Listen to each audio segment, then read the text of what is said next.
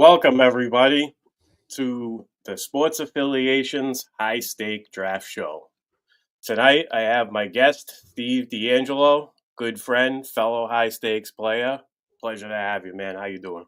Good, man. Thanks, Joe, for having me on. This is going to be great. This is going to be my first draft of the high stakes season. I usually do at least one Memorial Day. I think that was maybe I did one, maybe, but one or two, maybe before Memorial Day last year. But usually this is the time where I like to start to dive in, get my feet wet a little bit. So excited to be here. And yeah, man, this is going to be interesting. And sometimes these early drafts, they could go haywire, but again, you get the value in these drafts. People don't know really what they're doing totally with the ADP. So you could definitely find some good values and build some good teams. I know I had some nice teams last year that I drafted early.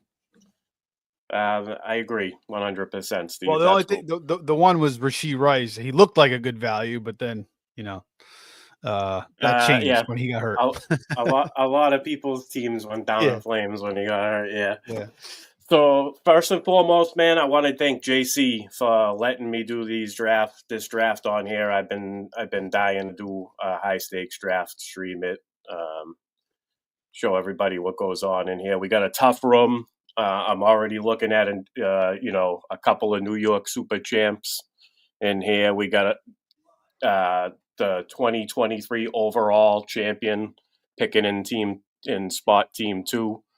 Wilson Moy is no slouch in Team 12. We got Roto Surgeon, Kev Masurgeon. Is that how you pronounce that? At Roto Surgeon, Team 9. Tough room. And then you got me and Steve.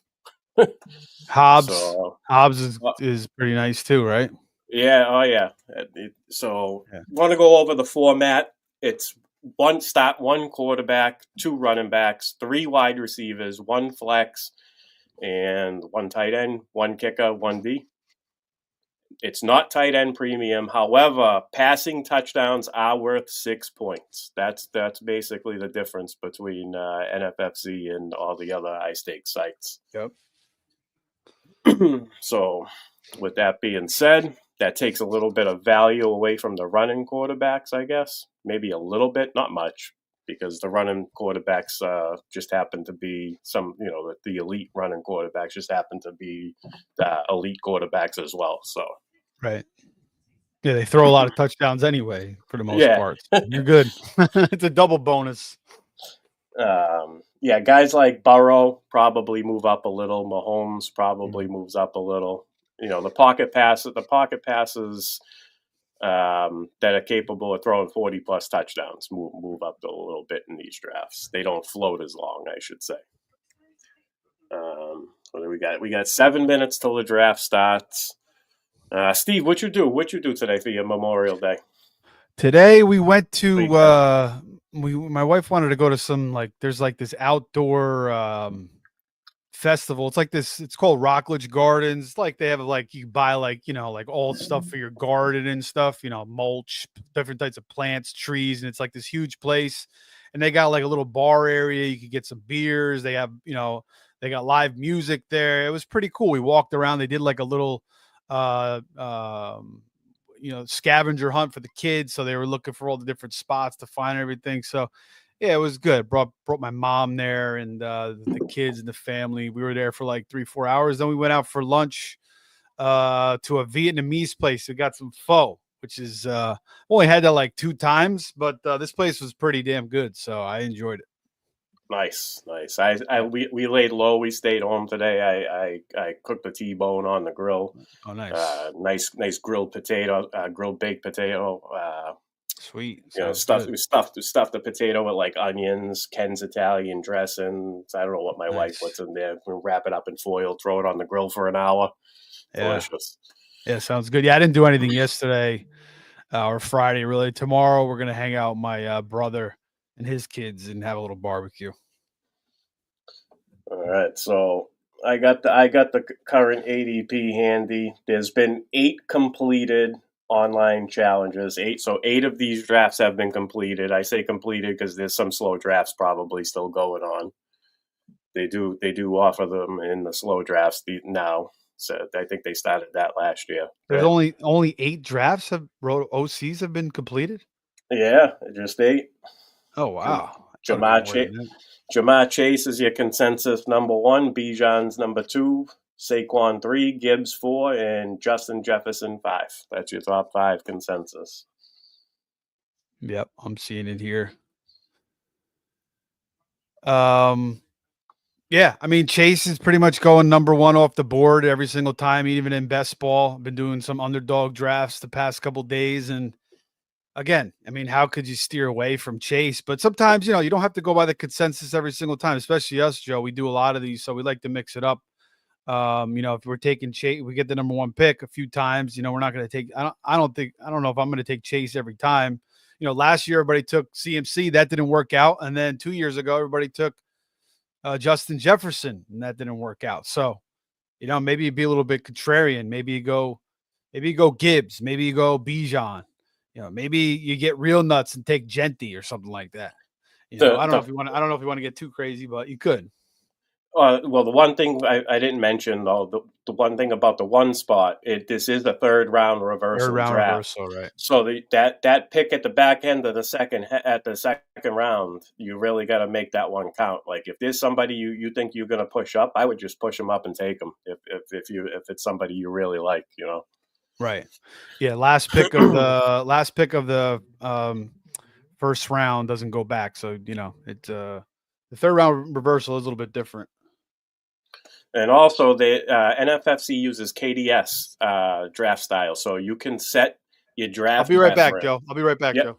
Yeah, go ahead, Bob. You can set your draft preference where you want, like, say you want the 12th pick because you like the back end because you get that third round reversal, first pick in the third round.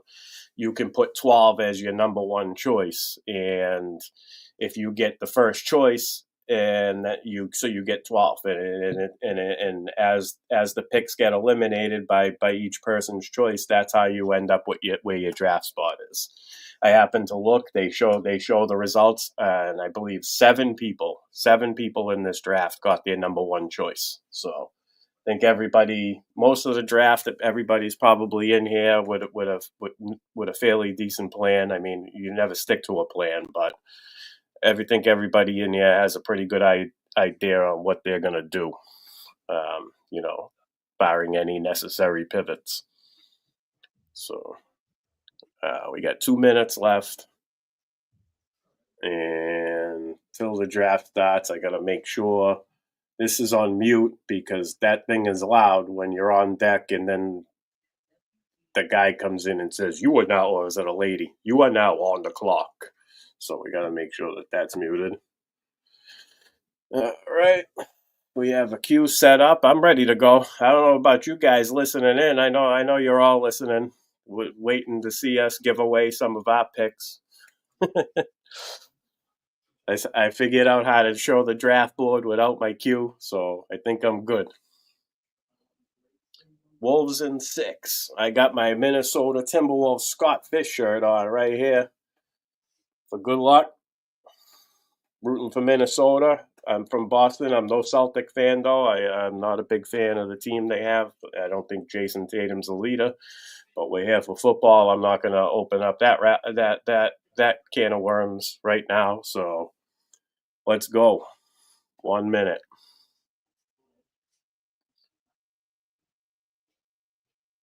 Let's see. At the 4th spot, see what goes on here. Am I going to end up with one of these running backs, or am I going to go Justin Jefferson?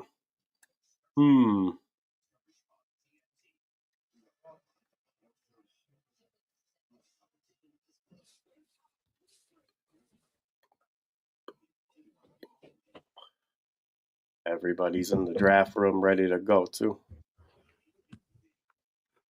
Okay, I'm back. Sorry, man. I had a leak. So the handyman called me.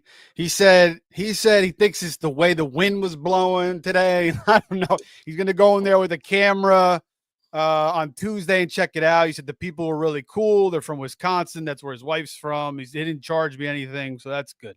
So yeah, all good. Ready to draft, man. Me too. Let's get it. This is my second one of the year. I did one a couple weeks back. Did not live stream it Yeah, you though. said that was the one with too many bears. I said right. All I did was take Yeah, DeAndre Swift, and Caleb, Caleb right? Yeah. Williams, and I got Rashawn Johnson for the handcuff, or Oh not yeah, even so much Roshan. a Yeah, handcuff, but yeah, yeah. There's I there's a guy Jamie. I don't know if you know who he is. He's always in our show. yeah, Jamie, yeah, Yeah, he loves Roshan. He's obsessed with I Roshan. like Roshan too. I'm not out yet. I have him in Dynasty. I wasted a stupid 110 on him in a Dynasty rookie draft Yeah, a couple. I used to Yeah. love Roshan, but I don't know. I don't. It was just weird. He doesn't look good in the NFL so far, but yeah, maybe he does play that Montgomery role. And there goes Gibbs. So it looks like I am going to end up with Justin Jefferson, because I told myself I'm not. I mean, I'm not fading Barkley, but this is a 3 wide receiver format, and we got Yeah. Hobbs in here, so we know 5 of the he gets 5 wide receivers in the first 6 rounds. Yeah, the receivers there will definitely be a run on the receivers for sure historically. Now, Yeah. last year it changed up with the running backs. So, maybe have you noticed it's been a little bit different from what you've been seeing? Or I mean, I know you did one draft, but you've been paying attention to the ADP board. Genty's in the first round, and then usually like A-Chain, Jonathan Taylor go in the second round, and third, and then Bucky Irvin at like the 2-3 turn. Wow, Genty just went 5. That's over Barkley. Yeah, I was thinking about him earlier when I was going over, Yeah. what happens when I don't get Gibbs. Yeah, I mean, I love So, Genty, but I figured maybe he'd go 8, 9, and I love him in that spot. I think he's an absolute stud. But Barkley's sitting in my lap here.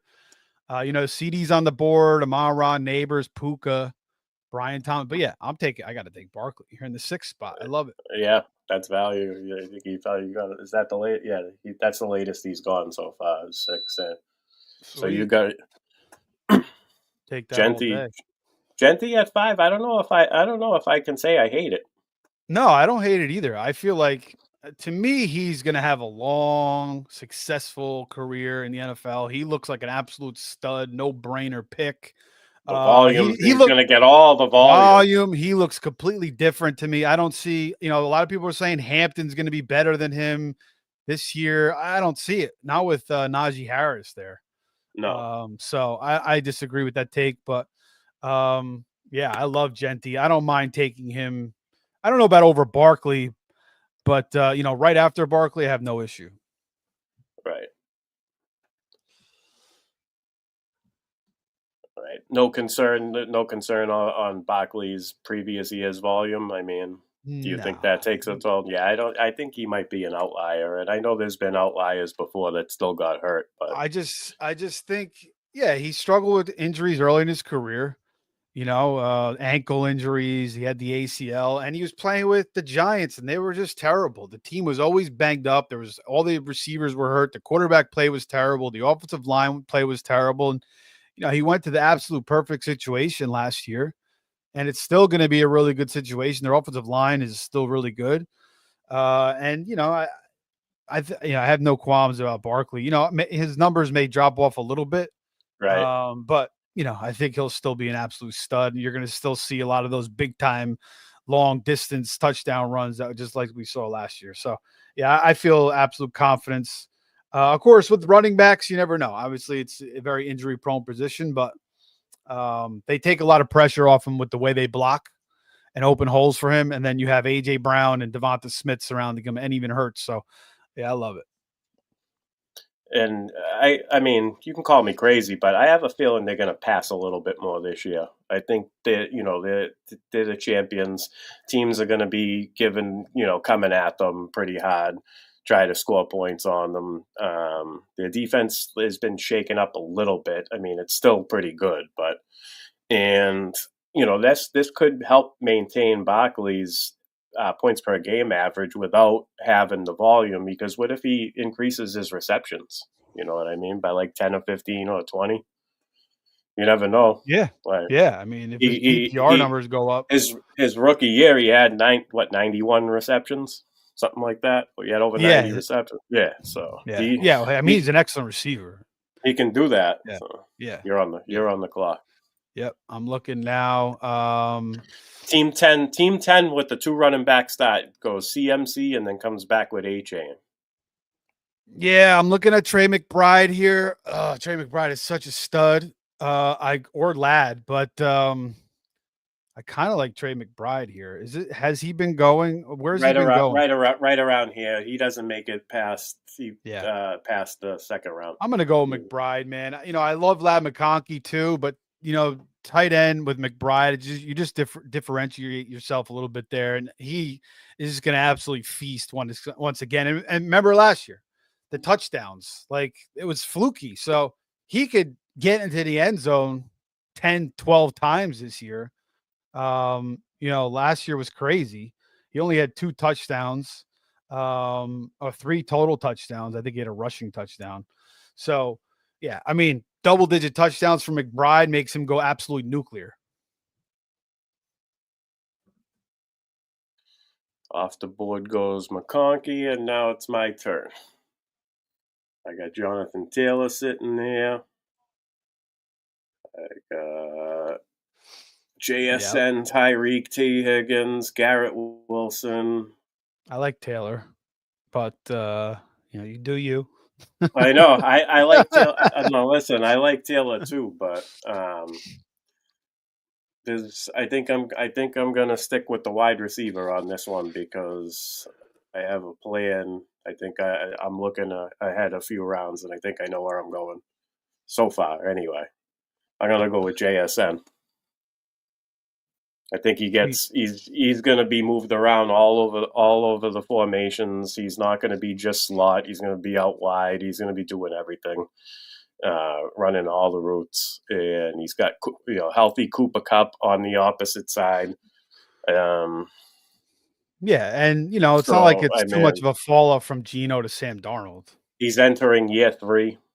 I mean, Right. Pretty much year 3 wide receiver. You could have a spike year incoming. I like JSN this year. Yeah, and like I said, Darnold could be an upgrade over Geno. It's like Geno hasn't really been playing good ball the last couple of years anyway. So right, yeah, it's maybe probably a slight upgrade, I would say.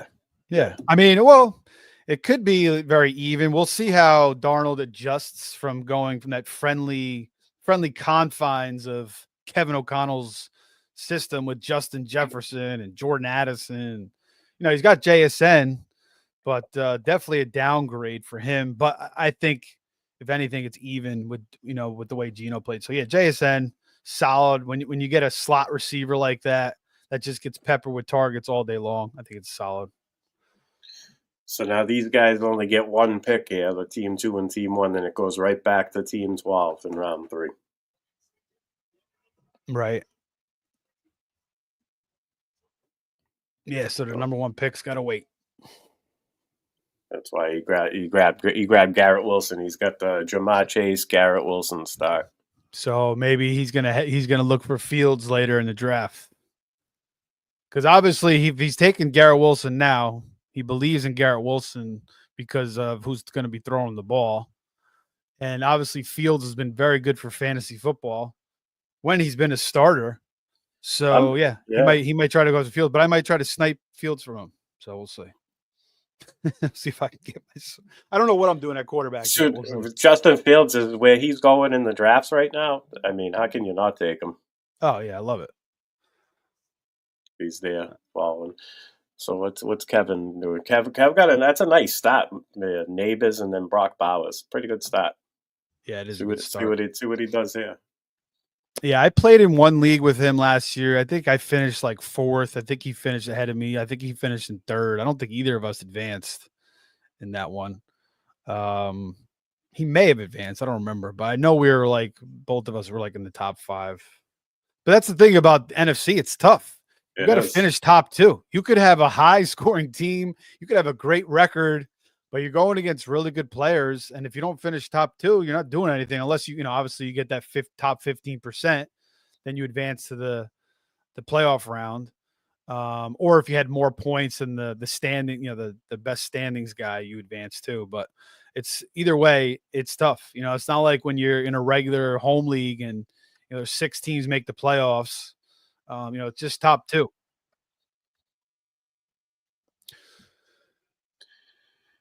There goes Lamar and Josh Allen back to back.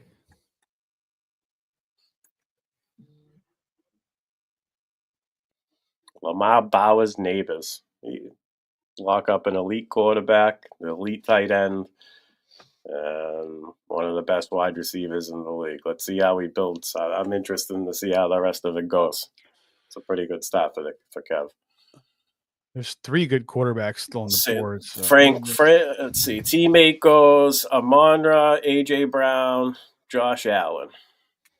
Team 7, CeeDee Lamb, Derrick Henry, Terry McLaurin. Wow. So he grabbed Derrick Henry in the second round. Steve's on the clock. I don't really like this spot here, man. Nothing's sticking out to you. Right? I don't know what I'm going to do here. I got to take a receiver. I don't really want to take T. Higgins, but I'm going to take him. I'm taking T. Obviously, yeah, you start 3 receivers. So, third round, he's connected to Joey Burrow. T. Higgins has just got to play a full season. I mean, if he can get 17 games with Burrow, he's going to be an absolute smash. He still hasn't had his best year in the NFL. So, hopefully that's this year. I'm on deck, right? Higgins, every year he misses games. Freaking since he's been in 15, 14, 14, in the last 2 years, 12 games. He's had 2,000-yard seasons. He had double-digit touchdowns for the first time last year, despite playing 12 games, 109 targets, 911 receiving yards. So yeah, give me 17 games with T. Higgins. What's that going to look like? 14, 15 touchdowns, maybe 12, 1,300 yards. So, he has great upside. I've always loved T. Higgins ever since he came out of Clemson. He can do those games where he gets you like 25 plus, sometimes even 30 plus, and then we know he's all right without Chase too. If Chase were to miss time, if a contingent upside with more volume, I'm going to go with Breece Hall here. Take my first running back.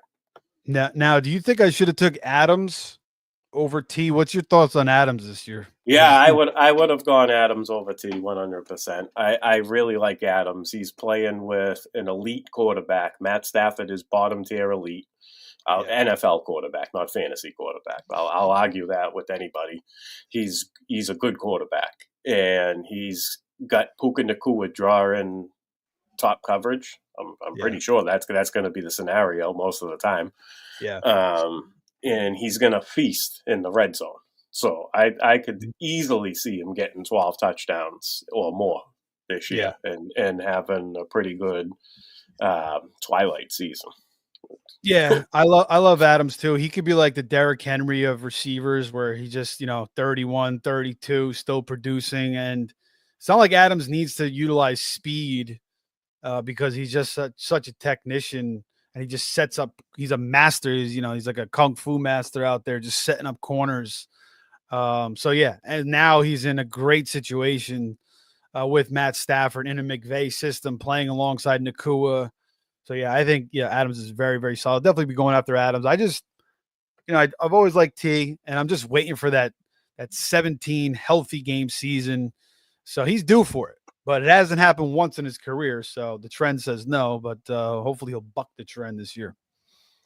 I like it because I kind of have them as my dark horse pick to win the Super Bowl. Yeah, and they get off to these slow starts every year. They did everything they possibly could to get into the playoffs. They went on that late run. They still couldn't get in. Yeah, they definitely could. I like your Jaden Daniels pick there, by the way. That's not who's that? That wasn't me. That's sorry, it's Carlson. Carlton Carlson. I missed it. Right, that's close. I missed the T and the S. Oh, you took Brees. Okay, yeah, I like that too. That's all good, especially with Burrow and Hurts still on the board. Have you seen this Gilbert Arenas thing in the underdog best ball drafts? What he's doing?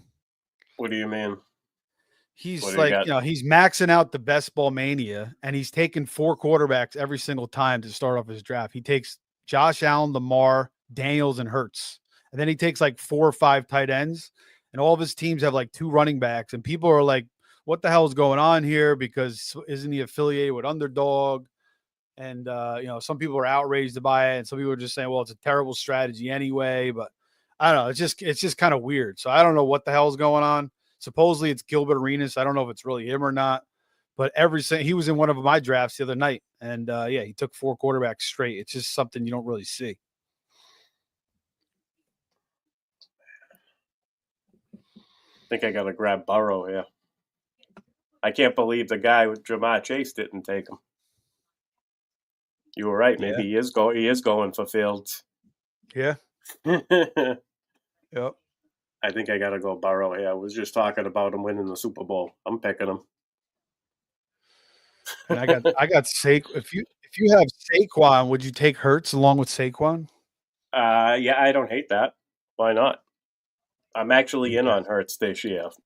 So a couple of years ago, it was 2 years ago, he was my number one. And, because the quarterbacks past him kind of drop off a little bit. Baker was damn solid. Mahomes is going to be a nice value later on. Nick's, he was great last year, but he still has to prove himself in his second year. Look what Stroud did in his second year, although Nick's can run the ball more. Kyler, I don't really, Purdy, Herbert, Love. Fields is the guy that I would wait for. But, Hurts is kind of sitting here right now. I'm not in love with all these receivers anyway. I already have Saquon. I'm not in love with the running backs anyway either. I already got my tight end in McBride. So, yeah, let's do it. I'll take Hurts. I'll have Hurts and Barkley. So, whoever's scoring touchdowns in Philly, I'm going to get it. Rushing touchdowns. Right. And passing touchdowns, too. Yeah, passing touchdowns, too. I got all the rushing, passing touchdowns covered in Philly. And even if it's Barkley throwing the touchdown. Yeah.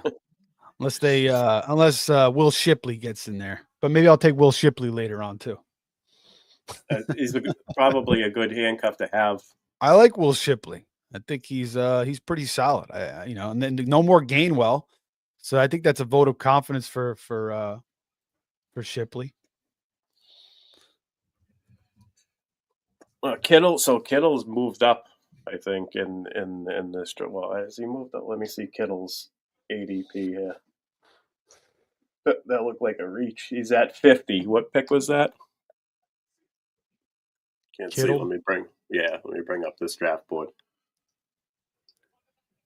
44, 39, right? That's 39, 36, 37. Yeah, 39, George Kittle. Oof. Yeah, well, I guess they're figuring no more Debo.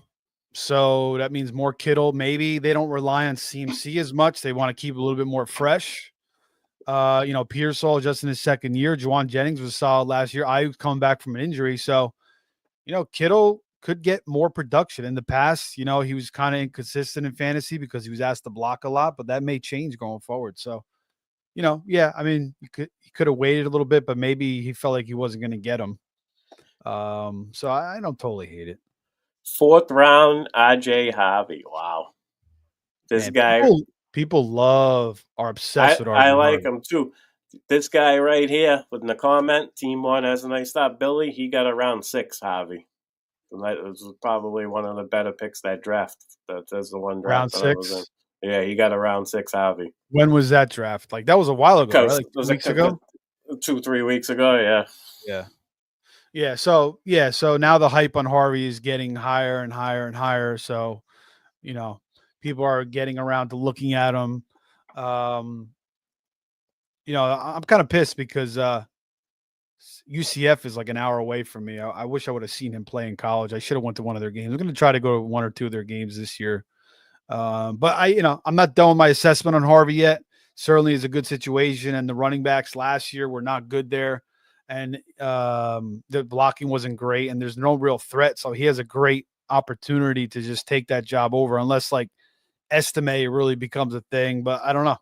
And he's a different type of back anyway. They need a speed back. They need a receiving back, and that's what Peyton wants. So it seems like the door is wide open for him to produce. But still, I don't know. And there goes Hampton in the 5th round. That's too rich for my blood, I think. Yeah, I kind of like the value on Najee later, but again, I'm still early in my assessments on Hampton. People think that Hampton's just going to take the job away from Najee. I don't see that. I don't think so either. And Yeah. Najee's probably playing the passing downs would be my guess. Yeah, and I think it might be a split, but yeah, I don't think Najee's going away. I think if anything, it's going to be a 50-50 unless Hampton just looks unbelievable. Then they're just going to be, it's going to force their hand. But Najee again, solid every single year. Now he's playing with Herbert. He's not playing with these trash quarterbacks anymore. So things should open up for him a little bit. Better system too. No more freaking Artie Smith and Matt Canada. So yeah, Najee, and he's in another running system. So people are discounting Najee a lot, and this guy has not missed a game in his career. All right, where am I going here? We're gonna go back to receiver again. Kenny Walker is sitting there though. Did you see Mark Andrews? Was that at round 5, Mark Andrews? Yeah, because he's going late. Yeah. 80. The earliest he was picked was 80, according to the ADP. So, and he's going, and his ADP is 91. He just went 50. Wow, that's pretty cool. That guy just took away the late value, one of the late value tight ends. Nice. Good. I'm tempted to take Jameson Williams, but I love my running backs, man. I'm going to take Kenny Walker. Kenny Walker, another guy. I was going to pick him. Another guy who can't stay healthy. So I have the all injured team with Kenny Walker and T. Higgins. If Kenny Walker could get 17 games, forget about it too. But it's just that hasn't happened. I've been doing these best ball drives. I've been taking him in some spots, and I like the pick.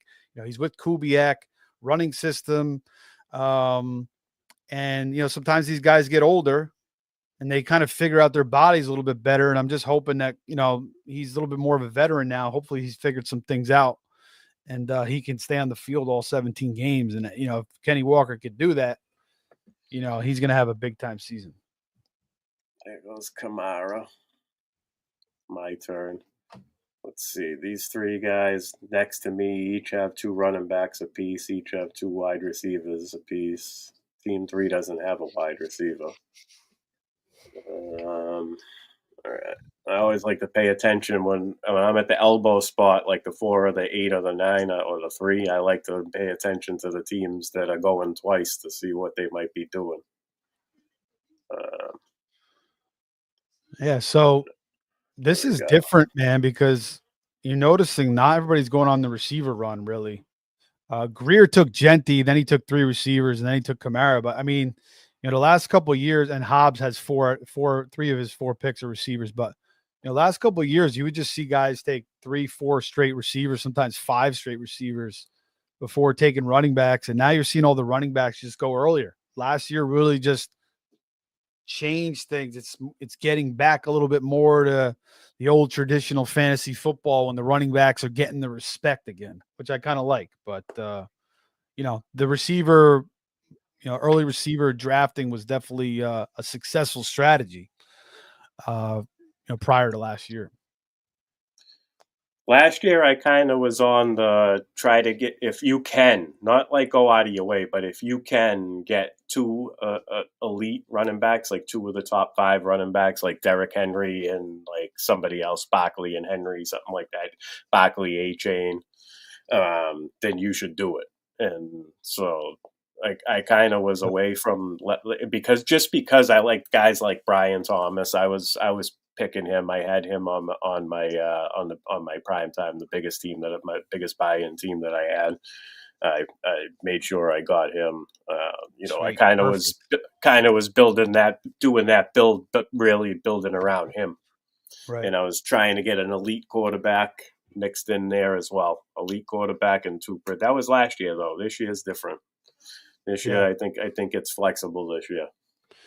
Yeah, all the way through, including waiting on quarterback, including I mean, there's a lot of great value late 10, like round 10 and later for quarterbacks. Yeah, no, there is, and you could build with two guys and figure things out at quarterback. There's no one way to do it. Historically, the way I draft is I'm never a guy that's just going to go out and take 4 receivers straight. I'll do it once in a while, depending on how the draft's going. But historically, I like to make my teams balanced overall. That's kind of how I draft. So I've never been like, give me 4 or 5 straight receivers and a tight end and a quarterback, and then I'll take my running back, and just take a bunch of backups. I like to get those strong running backs. So that's what I was doing a lot last year too, getting those strong running backs, and, definitely paid off in a few of my leagues. Willie's up in team 2. Is up. Got a couple picks away. Last pick, I took Jordan Addison, pushed him up a little bit. I'm big on him this year. So you're a believer in McCarthy. Yes, I think McCarthy's going to be just fine. I mean, Sam Darnold threw 35 touchdowns with these guys. Kirk Cousins did Nick all Mullins, right. Nick Mullins was doing all right too. So, I'm JJ's going to throw 30 touchdowns. I'm not going to say a crazy number, but I think he hits 30 touchdowns with as long as Jefferson and Addison are healthy. Right, and he's still got Hawkinson there too. Yeah. Yeah, it's a great situation for sure. He's the QB whisperer for sure. O'Connell. I like Addison as a wide receiver 3 or a flex is a great play. Yeah, Addison's underrated. He's very, very solid. He's just obviously outshined by Justin Jefferson. Yeah, McCarthy, he has to be the guy because Sam Howell stinks. But even Sam Howell might be able to put up Nick Mullins type numbers in that system if something happens to McCarthy. So you never know. And I don't know if they're going to bring in Rodgers. I don't see Rodgers going there. I don't know if Cousins is going back there. So we'll see what happens there in Minnesota. I got to get some receivers. I've kind of I got to figure some things out here. Jerry Jeudy had a nice finish to the season last year, 1,200 yards, just 4 touchdowns. Who the hell is going to be the quarterback at Cleveland? If it's Joey Flacco to start the season, that's good.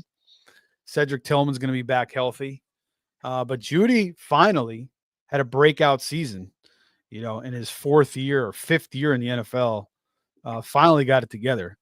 Looked pretty good. I always liked him coming out of Bama. It just took him a little while. So if he's there, I may have to take him. Not a big – again, I don't like Caleb, so I don't trust the Dunze. I like Juwan Jennings to possibly be the number 1 there in San Fran. Debo in Washington with Jaden Daniels isn't bad, but I could get him on the way back. So you're out on Caleb this year? You don't think he's? I don't trust Caleb. No, personally. I mean, I didn't like the new coaching staff, new offensive line. Yeah, another couple of weapons. Yeah, I mean, I think he could be better than last year for sure. I don't know, man. Like, it's just, how you're out on certain guys, just one thing that I'm out on. So nice. There's a little bit of a bias there. I'll tell you the story in a minute. But all right, I'm going to take Jeudy. Nice. High pedigree draft pick coming out of Bama. Took him a little while to get going. Steve Smith roasted his ass. And, then he goes to Cleveland and everybody just kind of forgot about him, but he got his head together. And, whether it's Flacco, Gabriel, Sanders, I think he'll still be pretty productive there.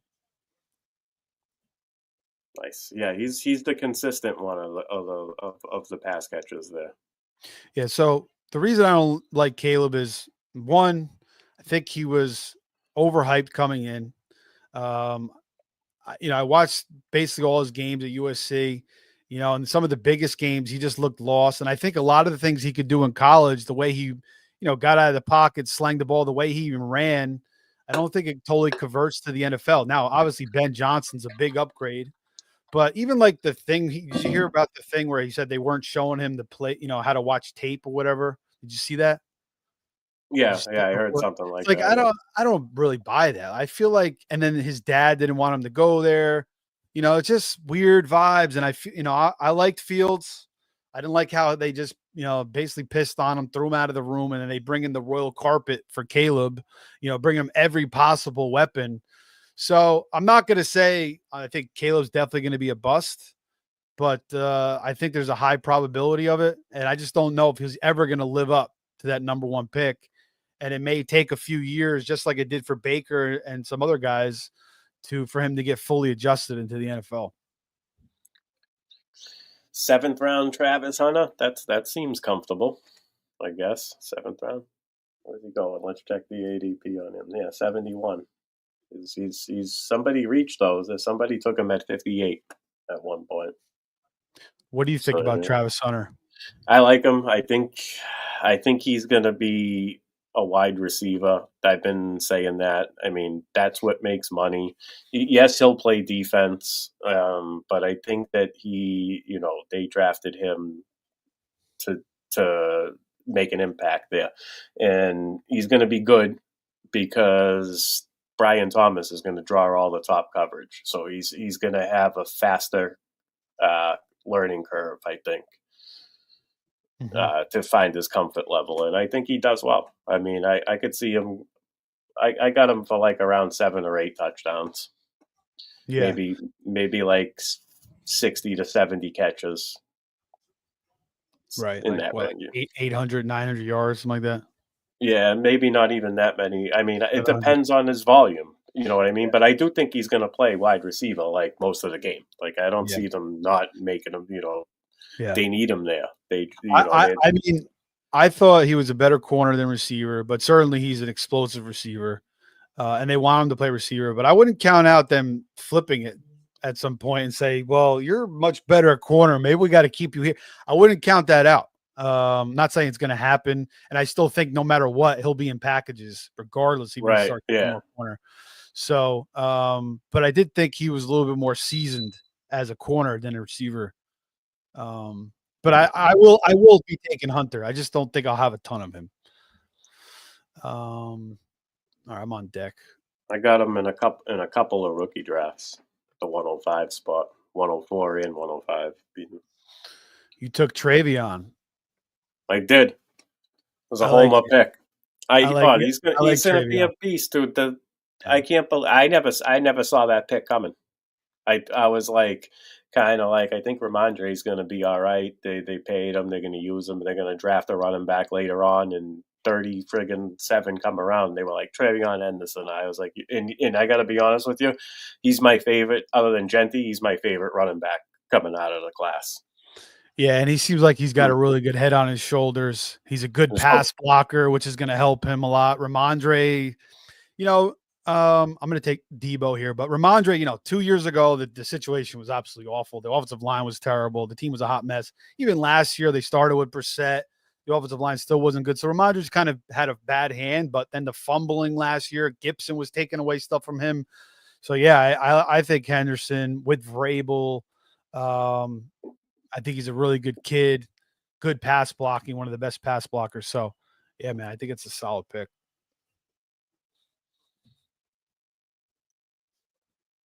See, I took Debo, and with Jaden, I kind of like it, and Terry, a little bit of a revival there. Cliff's going to scheme up a lot of stuff for Debo, so we'll see. It's going to be interesting to see what Debo can do with the Commanders. But as my third receiver, I like it.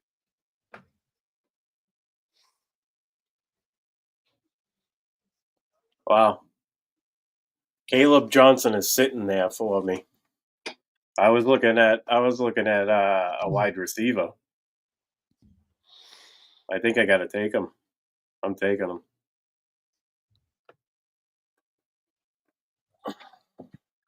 Okay. I mean, everybody. I see the Caleb Johnson truthers think he's gonna get like 250 plus carries. I don't think he gets that many. Jalen Warren's pretty good. Yeah. Yeah. So, but he is gonna get work. I mean, they that's what they're gonna do. They're gonna run the ball as much as they can. Yeah, I mean, they want him to be the Najee replacement, obviously. I mm. mean, Gainwell and Warren, and then they got Trey Sermon back there, but Trey Sermon's been a bust ever since he came in the NFL. Caleb played for Iowa. Their offense was absolutely horrible. My question about Caleb is he going to be able to outproduce what Najee did last year? I don't know. I don't think he's as good as Najee, but again, that could change. My assessment could change, but that's my initial assessment on him anyway. Well, Najee was pretty high prospect coming in to the league, right? Yeah. But yeah, I mean, he's going to get the goal. He should get the goal line work. I mean, unless he just doesn't work out. But yeah, he should get the most usage. He should get the goal line work.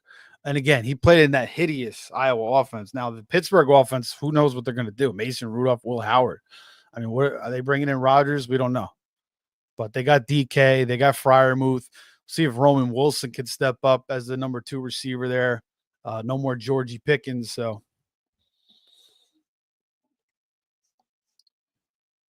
we're at the 7-8 turn. We're into round 8. After we pick our 8th guy, we'll run through our teams real quick. Okay. That's like a checkpoint for me, round 8. I'm like, take a look at your team real quick. Now, would you switch up between Judkins and Johnson, or do you like Caleb a lot more? I like Judkins much better as a running back.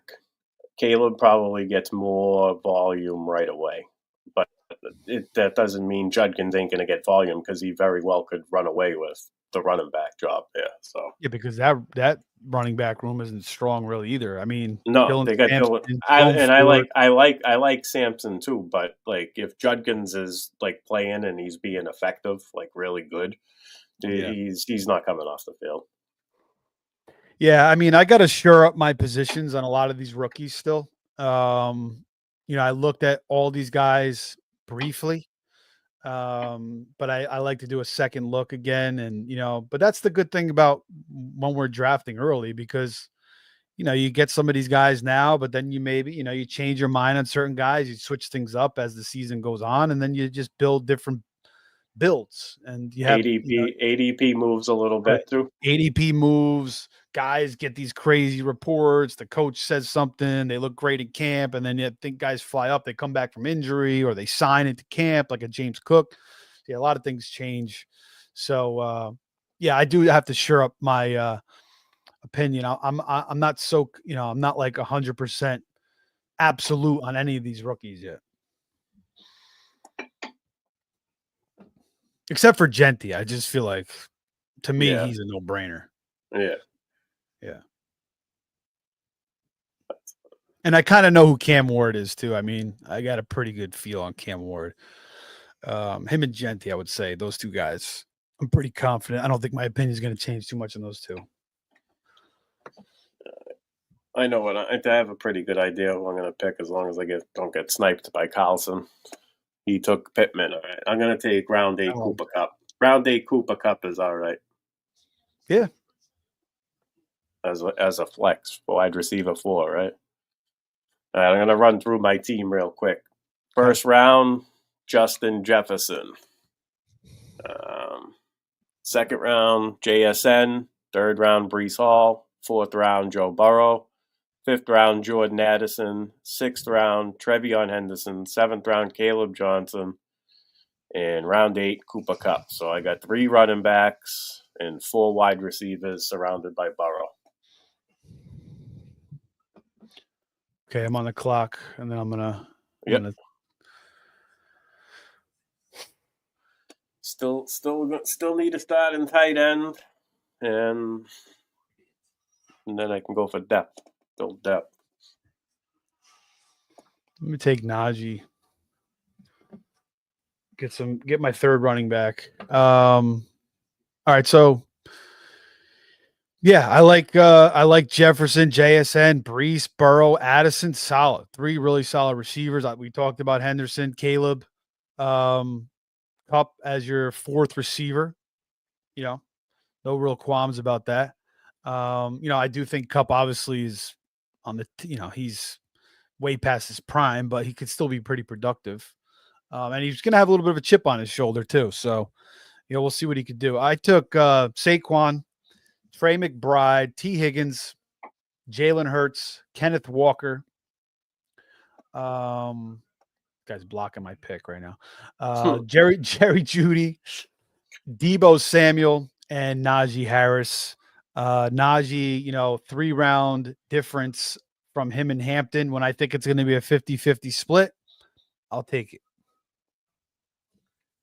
Travis Etienne, a good pick right there too. I'm in on Etienne this year. Yeah, I kind of am too. Do you think everybody is like, again, everybody loves the rookies, but then things change really fast, Tootin, everybody thinks he's going to be the new Bucky Irving in this system. So you think Etienne's he's gonna be the guy again?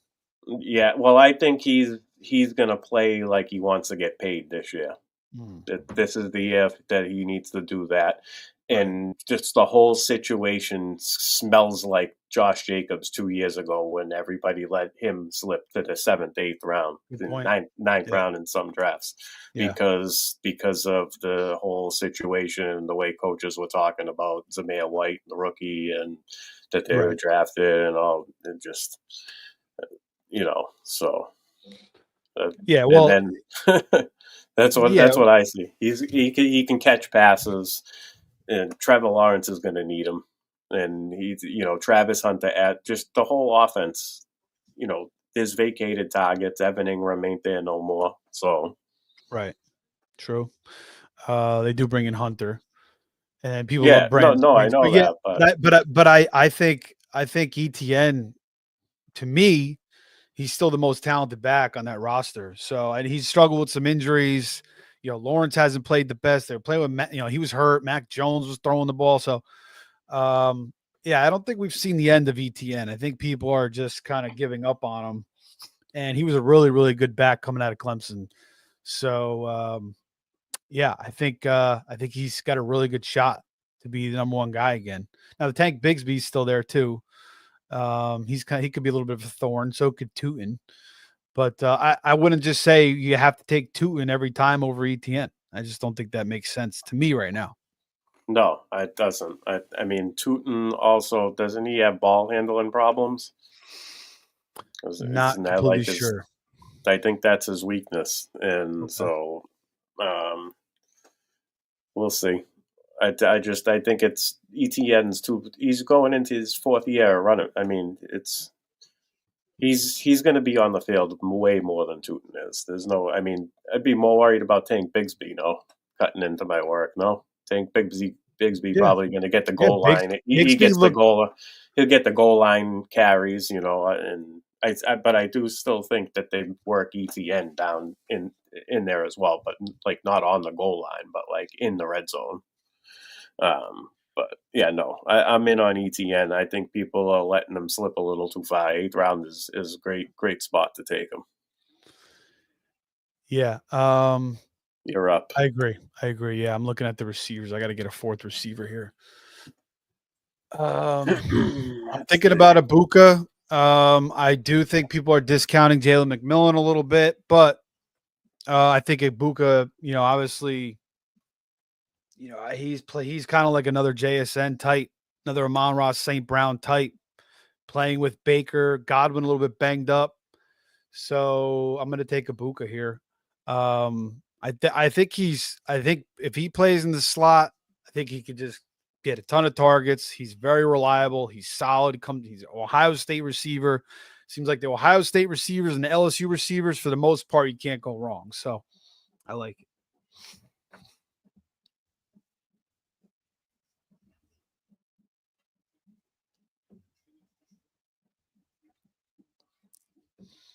I'm up, right? It's my turn. Yeah. Who just went? Luther Burden? Greer. Nice. Yeah. I mean, Greer took Burden. Yeah.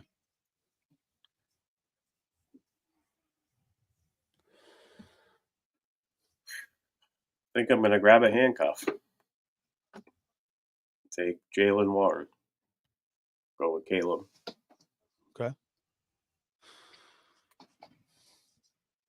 You gonna take Gainwell too later on? No, no, no, no. Two It's two just Steelers running backs is enough, right? I think they're both going to get work. They both have a role on the team. Yeah. So, and you know that they're going to run the ball a lot. The running backs get a lot of touches in Oh this yeah. offense. Already loves to run it So, for sure. Well, so does why not? Tomlin. It's a handcuff worth doing. I don't do all the handcuffs. There's some handcuffs that I prefer to take a different somebody else's handcuff, but the rosters where this is 20 rounds deep, so 20 then you can use one spot on a handcuff, for two if necessary. But Yeah, he was a little bit banged up too last year, Warren. Obviously his 2023 season was better, but he is a quality back. Um, so yeah, I don't mind it. I'm just interested to see what they're going to do at quarterback. I mean, you think Rodgers is going to end up in Pittsburgh? I feel like much better chance Pittsburgh than going back to the NFC North. yeah, I kind of agree with that.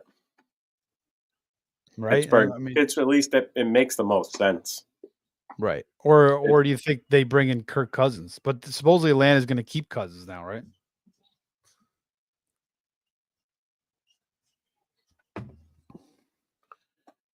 So, yeah, taking a look at the guys, yeah. Atlanta, yeah.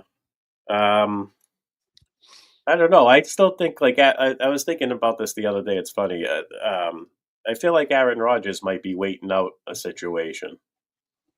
Yeah, And he's always going to wait to see maybe what the best I think possible. he's holding out hope that J.J. McCarthy just falls on his face and then he can come in and be the quarterback for Minnesota again and have those two wide receivers out there. It's true. But yeah, I don't. Yeah, like I didn't think he was coming to the Jets. So my first instinct, I don't think he's going to Minnesota because he's like Packers loyal. He's been talking shit about the Bears, but yeah, I mean that is tempting. You get Jefferson and Addison and Hawkinson playing a dome with O'Connell. That is a really, really good situation. So yeah, that is a good point, man. That definitely could happen. Marvin Mims in the 10th. I don't know about that one. I don't know. I'm not into that pick at all. But maybe Marvin Mims has like a third-year breakout. He could be this year's Nico Collins. No. Kyle Williams. I got sniped on the horn, and I wasn't gonna pick him. I like Kyle Williams. I'm going for another rookie tight end. Finally taking a tight end.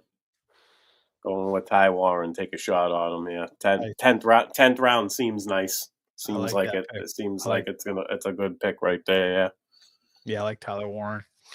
I'm looking at Jordan Mason here for another running back. The running backs, man, are not looking good right now. So I like Dobbins. I think he might end up in a good situation somewhere. There are some receivers I could still feel happy about taking later. I already got McBride. I already got my quarterback. Let's get another running back. Let's take Jordan Mason going over to Minnesota, man. Will he come back with the numbers? No, I mean, my thing about Mason is I don't think he's, the system in San Francisco is like fantasy gold for a running back. So it's not going to be as good. Plus, he's playing behind Aaron Jones. But if he does get, something happens to Jones and, Jones is always getting hurt, he could finish with double-digit touchdowns. Like Mason as the fourth running back, I mean, I saw it. And I do like Mason as a talent. I don't think, that San Francisco offense always kind of elevates these guys. Yeah, I think it's solid. He's definitely the perfect complement to Aaron Jones to keep Aaron Jones fresh. Right. So the offense is set up to be real nice. Yeah. So that's why I kind of can't be out on J.J. McCarthy. We'll see. Yeah. We'll see how that goes. That's a tough division. So they get a pretty decent coach. Yeah, well, like I said, even if it's Sam Howell might throw the ball 45 times. He might throw 4 picks, but he might throw for 350 and 2-3 touchdowns. So and put up points. So that's what Nick Mullins did. Nick Mullins was throwing 3-4 touchdowns with like 3-4 picks, 400 yards. I think he had 2 400-yard games, Nick Mullins, when he started 2 years ago. And then the only guy that really wasn't successful in that system was the quarterback from BYU. I don't know. I'm forgetting his name. Jared, the hell is his name? He started a couple games the past couple seasons for them. He just couldn't play quarterback in the NFL. Jared Hall. I think that's what it is. Sniper Mel. What's up? There's one of my favorite audience members right here. We're in the goat. We're in a goat invitational league together. I just opened up the chat. I see Al's in here. The producer JC. I see Bill's in here. Nice. Team 1 has a nice start. Willie telling you about Marvin Mims. I like it. Nice. Yeah, that's true. He did finish strong down the stretch. I didn't point that out, but I don't know. I'm not into Mims. Plus, they drafted Pat Bryant, and Sutton's kind of the guy. They got Ingram now, but you're right. Maybe Mims has a third-year breakout.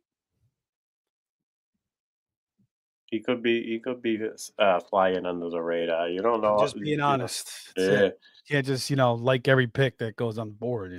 Right. Yeah. I think it's because like Denver's just spreads the ball around, and like you said, Sutton, how he gets most of the red zone, like a good portion of the red zone looks. And I know a lot of people love Pat Bryant, and Ingram's going to be pretty reliable there too. So then RJ Harvey, everybody's he's going in the freaking 4th round. So how much is there to really go around? But again, it's the 10th round, and maybe you're hoping for a breakout. That's like the old thing. That's the old. Yeah, that's the old thing in fantasy football. Remember the 3rd-year wide receiver breakout? And it mostly happened with the smaller guys. Like the big guys usually produced right away. The smaller guys, it usually took them a couple years to break out. You put them in there as your flex in one of the weeks of the shootout, and you get you at 27. Boom, and nobody else has them. That's what you pick them for. Yeah, it's true. All right, I got to go back to receiver here. Do I want to double dip on? Do I want to double dip on the Bucks receivers? Do I want to go with Jalen McMillan and Ibuka, or do I want to look somewhere else? Quentin Johnston just hasn't been reliable. They drafted Trey Harris, Wan'Dale Robinson. 4,000 targets for 100 yards last year. You would get like those 10 catches for like 40 yards or whatever. Not 10, but like whatever it was. 10 targets for like 40 yards. Rashad Bateman, Romeo Dobbs. Oh man, these receivers. I don't really. Yeah, it dried up quick. Yeah. I just scrolling there. I'm gonna take Bateman. Yeah, he had 9 touchdowns last year. And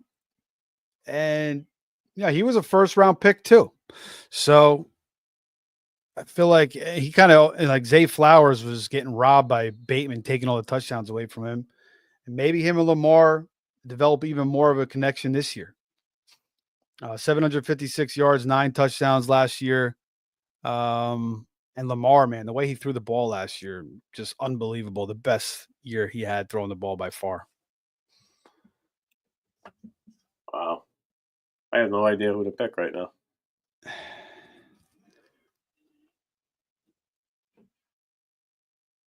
Yeah, it's tough. I mean, maybe I should have just double stacked tight end and took like a Tucker Kraft or a Kincaid, but but I don't know. The board is weird right now.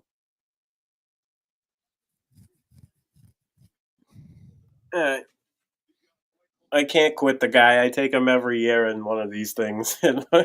Keenan Allen. Hoping he lands somewhere nice.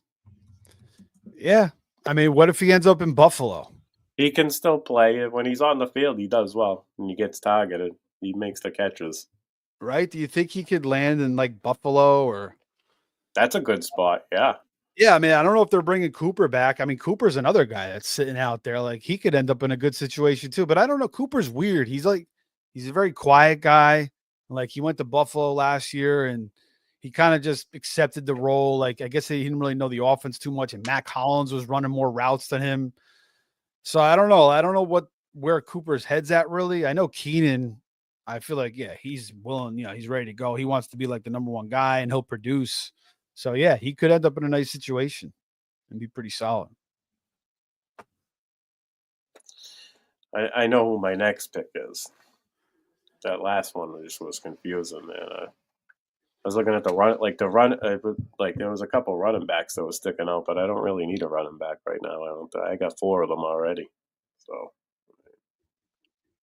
I'll steal them away.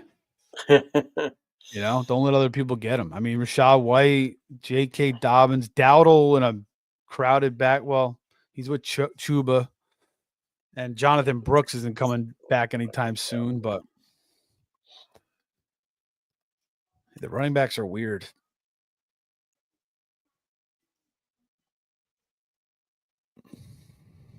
I don't know. I got 5 wide receivers. Team 1 with the Drake May Ramondre stack. They got Jamar Chase. Okay. Yeah, Bill said he liked Team 1. Jamar Chase, Garrett Wilson, James Cook, Kyron. That is a good start. Waddle. Tet. Tet. As a flex is good. Pacheco should be better this year. Again, he broke his fibula. That was the same injury that Pollard had. Pollard didn't look the same in his first year back. Pacheco did not look the same at all last year. So, Kareem Hunt's in the way now, though, and Kareem Hunt performed. So, maybe he got Wally pipped a little bit by Kareem Hunt. But Pacheco should be better this year for sure, much healthier. Wow.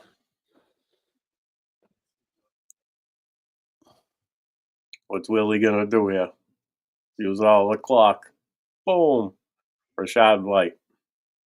There it is. I like him this year. He's not going away. He's in there in the red zones. He gets a lot of red zone play. Yeah, I still, I think Bucky's going to take even more of a role, but yeah, I don't think Rashad's going away. He's been pretty solid there for the past couple seasons, and Bowles is going to give him some looks still. And if something happens to Bucky, and Bucky had his own injuries a little bit there at the end, he was kind of playing banged up. He would come onto the field and he would leave, and so that's a great situation to be in as a running back. Yep. Rachaad White's definitely a good pick. Was he going round 12? Yeah, the running backs are just, again, there's not, I mean, there's some decent names here, but you just don't know what to expect at any of these guys, really.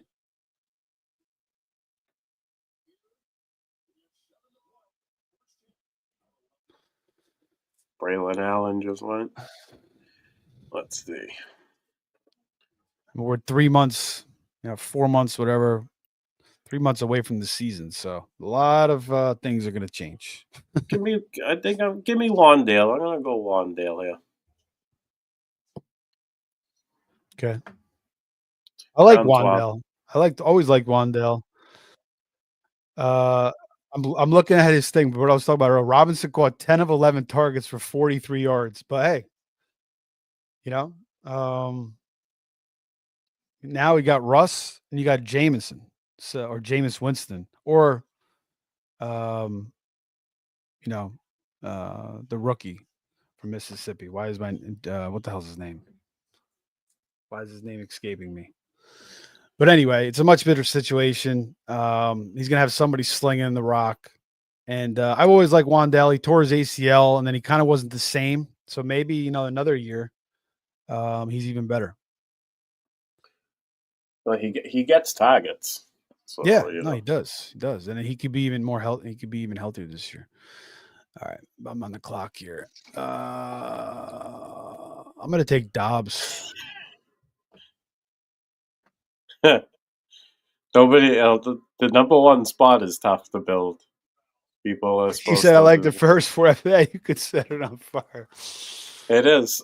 I Yeah. agree. I always watch how the number one spot does in these third Yeah. round reversals, because it's not easy.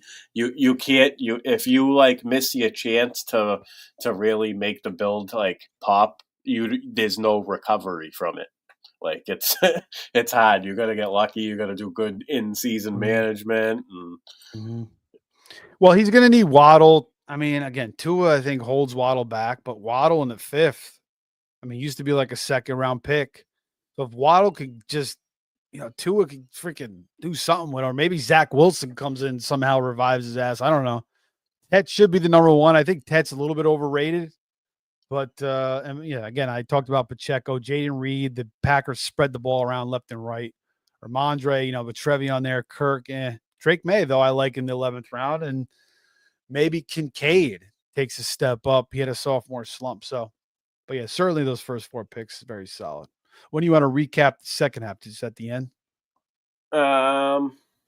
We did the first 8, right? Yeah.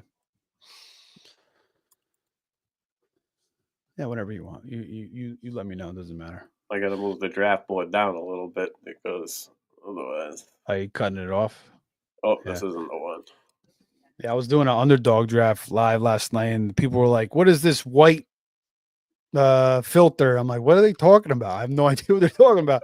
And I figured out you could do the black filter. I don't ever mess with it, but people like the black filter. They said they were going blind. I don't know what the hell's going on. I guess they like the dark right there. better. We'll cut off the rest of the draft, and we'll go from right there.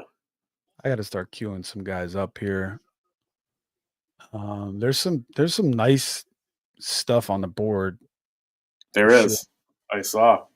Yeah. Colston Loveland, Kylo Pitts. Yeah. There goes Dobbins, 13th round. Where do you think he ends up? There goes Fields too. I don't know. Fields and Murray's a good combo to have. That's a good good. You only waste an 11th and a 13th round on a quarterback, and you're probably gonna have both of them have high weekly upside. Fields in the 13th round, man. I'm definitely going to be having teams where I'm taking him. Yeah, I'm going to have a lot of Fields this year for sure. For sure. Kyler, he's got to start running more. But he's not running like he used to early in his career. But yeah, Fields, man, with Garrett and maybe a little Mason Taylor, maybe a little Brees stack. I like it. There goes the first defense. So I'm up. All right. Broncos D in round 13, first defense off the board. I don't know about Rico Dowdle in Carolina. I mean, come on. Chuba there. They paid Chuba. Hector Ramos. This guy is hola amigos. Hola. He posted the Robert De Niro eyes thing on Twitter, and I thought he was one of my opponents, so I did the Razor Ramon throwing the toothpick, and then I realized he wasn't in our league, and he was just saying he was going to watch. So I had to delete it. I just wanted to tell that. Well, that's funny. Yeah.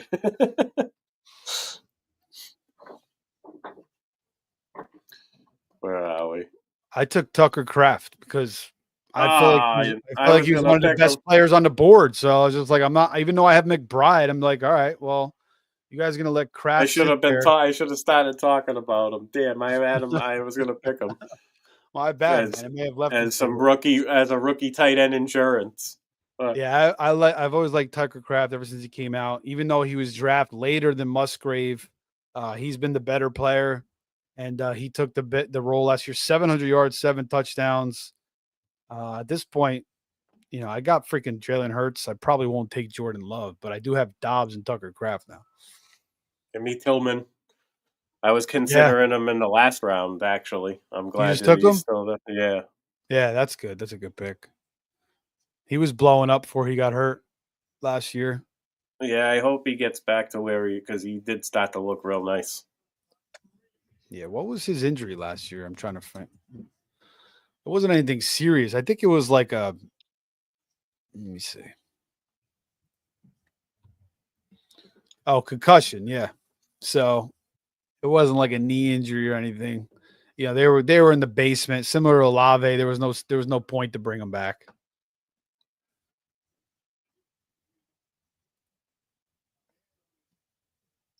Nice. You want to go through your projected starting lineup? You want to do a projected starting lineup for your team? I think it's Sure. probably late enough we can do that, right? Sure. So yeah, Hurts will be my quarterback. Saquon. I'm looking at the board. Saquon and Kenny Walker. And 3 receivers will be T. Higgins, Jerry Judy, Debo. My tight end will be Trey McBride. And don't have a defense or a kicker yet. But I need a flex. So the flex would be either Abuka or Najee, or Jordan Mason. You know, the little Bateman in there, maybe Tucker Kraft, Dobbs. So I like the depth of this team. I think it's pretty well balanced. It's not like it doesn't really wow me, but I think I could definitely make things happen with this team. Nice. I'm gonna make my pick and then I'll do my lineup. I'm still looking. What am I gonna do here? Jake Ferguson goes. I don't think I'm liking him.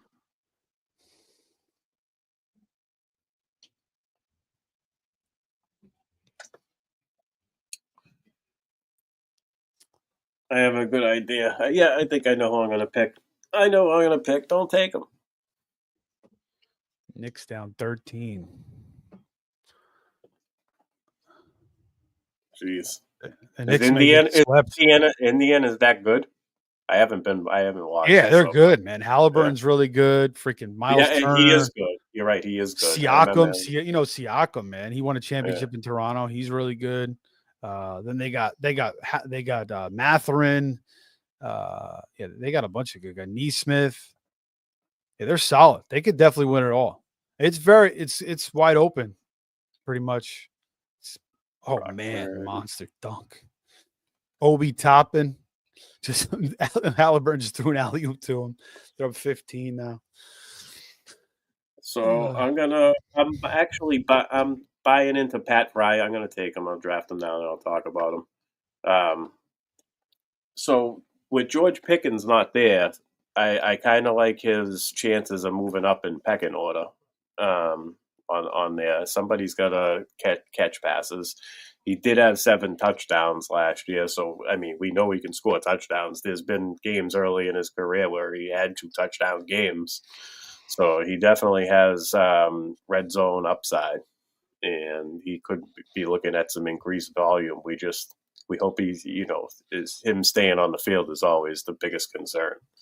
So, but as a tight end too, as insurance for whenever hopefully Ty Warren it lives up to the hype and they use him and he gets volume and and he produces good enough to you can just start him and forget about him. But to pair, I think Fryermuth and Warren is a good pairing. Yeah, I like Fryermuth. He's rock solid too. I like Amari Cooper. I don't know where the hell he's going to end up. I'm going to take this rookie, Alec Manor. Again, my process is not done on him. I still got to, but I know a lot of people really like him. I know he dusted Travis Hunter last year in college. Ridley, he's had his own issues. Why can't Manor maybe, take a big step up there in Tennessee? So I went down the board a little bit. But at this point, it's still early on. Jarquez Hunter, that's a good pick. Yep, I like that pick. I've been targeting him late. I knew Kev was going to take him. Kev's an LA guy. Yeah, he knows all about his Rams, man. He is. Yeah. Jarquez Hunter, I like a lot. I've been taking him a lot, and I will be taking him a lot because he reminds me of like a J.K. Dobbins. Kyron, I think McVay looked at him and he's like, he will fit my system perfectly. So. We'll see what happens with Blake Corum, but Blake Corum didn't really get any run last year. So it's going to be interesting to see what happens with those, obviously Kyron still got it, but maybe they want to take some pressure off him and one of these guys steps up. And I do like what I saw out of him. So I like that pick a lot. I took him in in my first draft. I'm gonna see where I got him right now. Actually,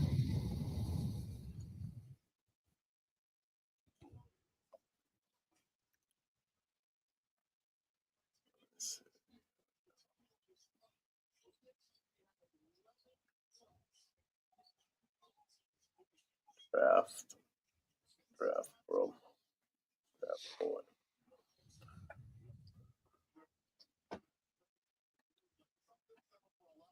I got to do my starting lineup too. And do my lineup. Yeah, we're around 15. 17. I got him in round 17. He's moved up. That means he's moved up a little bit. But I know if you want him round 14, a guy 17. There's no difference once it gets to round 14 and later. Right. I'm done with tight end. I'm not taking any more tight ends, obviously. I got to get some more receivers, I think. Maybe another running back. Jerome Ford's still sitting there. What do you think about him now in that situation? Yeah, I don't know. I've never really been a big Jerome Ford guy. No, so but he does a lot. He might be able to. I mean, I think he does. He could be. He could be productive. I mean, he's the veteran in the room there. I don't think they're bringing back Nick Chubb. So yeah, I think he'll still be something. It's just one of those guys I never really draft because I don't really see a lot of upside. I like to take like guys that could possibly, wreck the game a little bit. So there's one guy that I have always liked. There's two running backs on the board that I like here. I'm going to take Marshall and Lloyd. I liked him a lot coming out of USC. His career, his rookie season was just riddled with injuries. But if he steps in for Jacobs at some point, really good situation. Now Emmanuel Wilson was pretty solid, but I think Lloyd could, usurp him pretty quick. On the clock. That's the Dontavian Wicks. Douglas is solid, but he's got some more competition in the room now. Yeah, I think one Patriot is enough for me. Yeah. Well, Drake May. No, if I happen to get Drake May, but in Diggs, Diggs is a good pick. He went. Drake May is a good late quarterback pick too. I think I'm gonna grab. I'm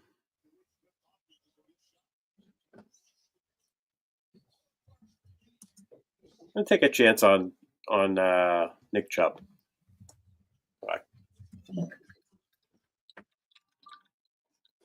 You have any thoughts on Woody Marks? Yeah, I mean he could easily be RB2 in Houston. So yeah, I don't mind it. That would be a good situation. And, USC. I don't have a good feel on him. I gotta look at him deeper. But he's a good target right around here too.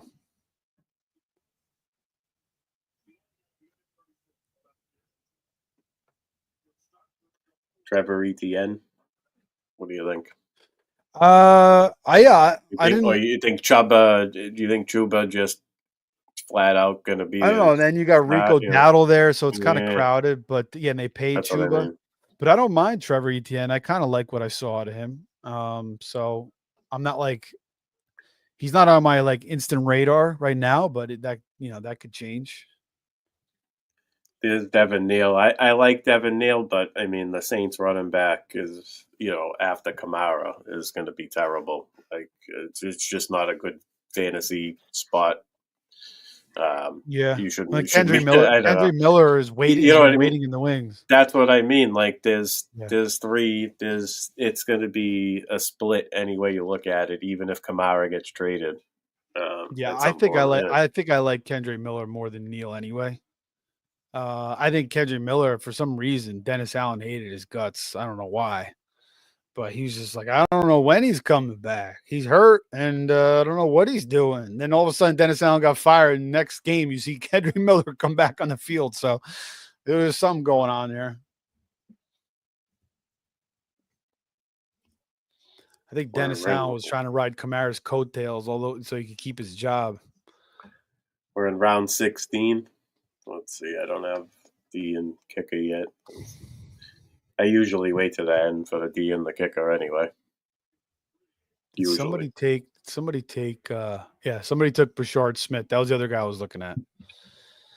The Jerick McKinnon, man. I mean, he reminds me of Jerick McKinnon. I mean, and I think Reed wants a guy to look like, he needs another McKinnon in there with Hunt and Pacheco. He needs somebody to fill that role. And Smith looks the part to me. So I like going after him.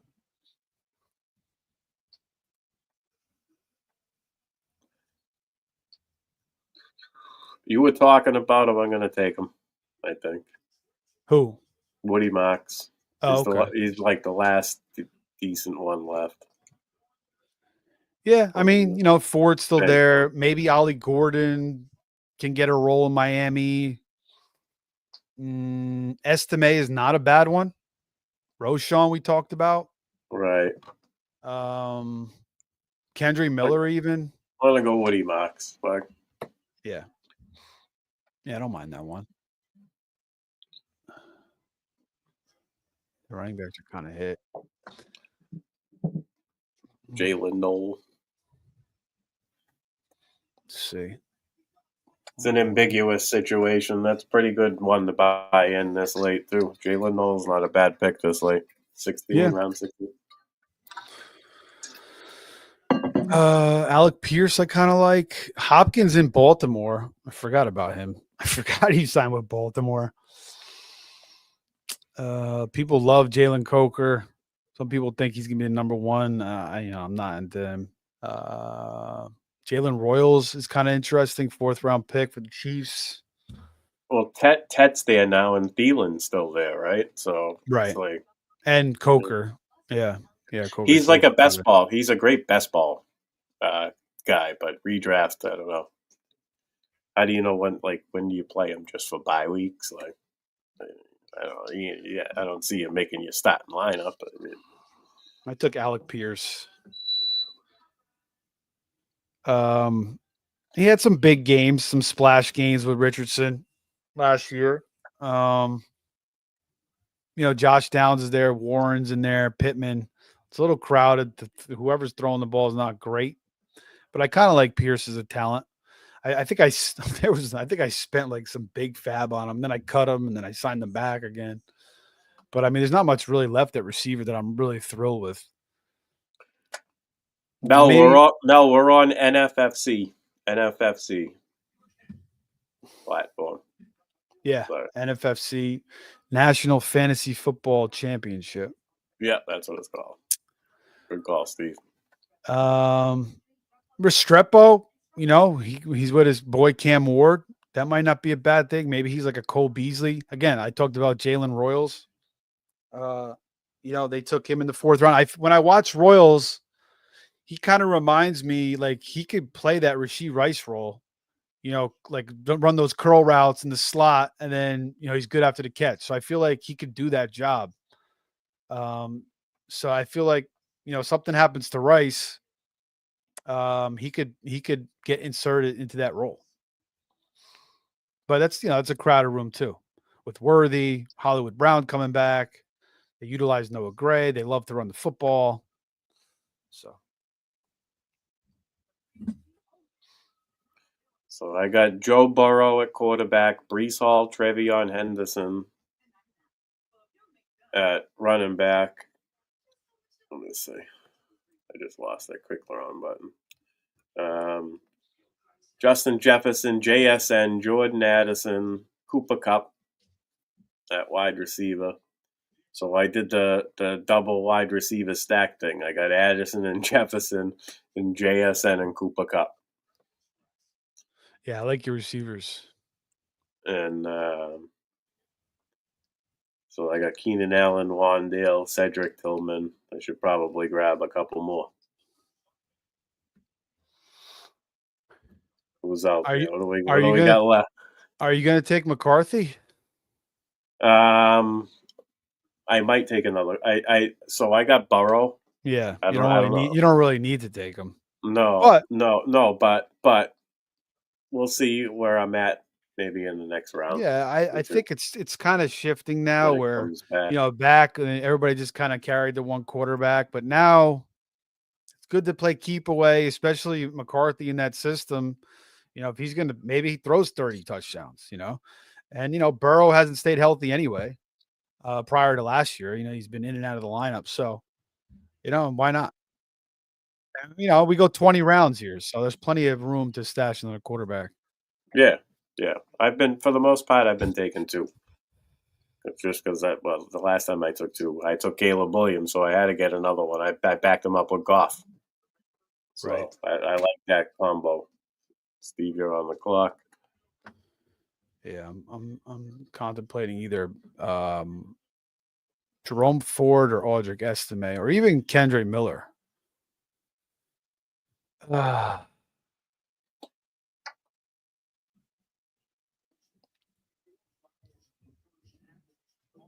You know what?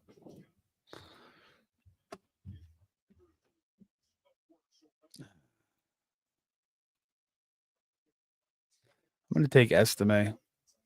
I don't mind it. I've Mm, been in the best ball drafts. I was picking him like an animal played for because of where he's going. played for a New Jersey powerhouse school, high school football team, St. Joe's, Montvale. So yeah, why not? Yeah, Jerome Ford's solid again. I like Kendre too. Even Damian Martinez is kind of interesting.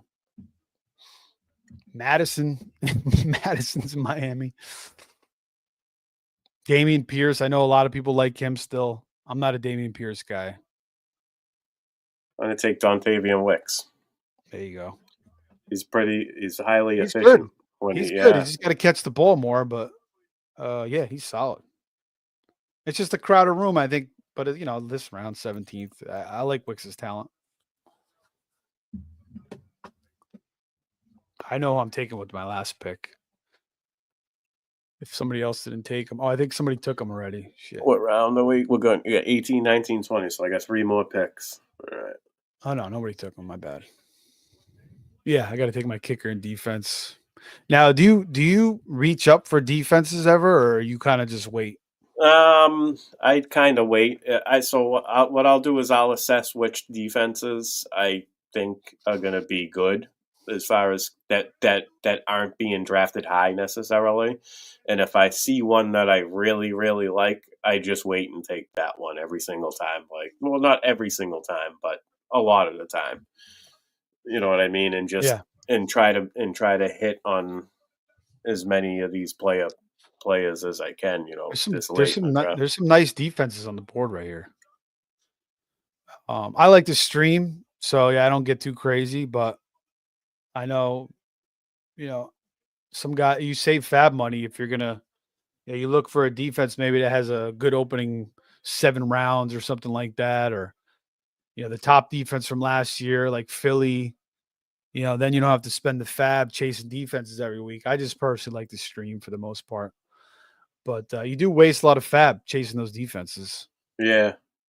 Well, if it's part of your strategy and that's the way you build, like, you know what I mean, then you kind of Yeah, bake it in for how yeah, you're gonna. yeah. I don't worry about it too much, really. I try to get two real good ones. I'll have one, and like I'll if I have to rotate it out or drop them, I will. But sometimes I'll hang on to it just for a little, to see if they uh stay, if they once I know I'm out on them, then I immediately start looking.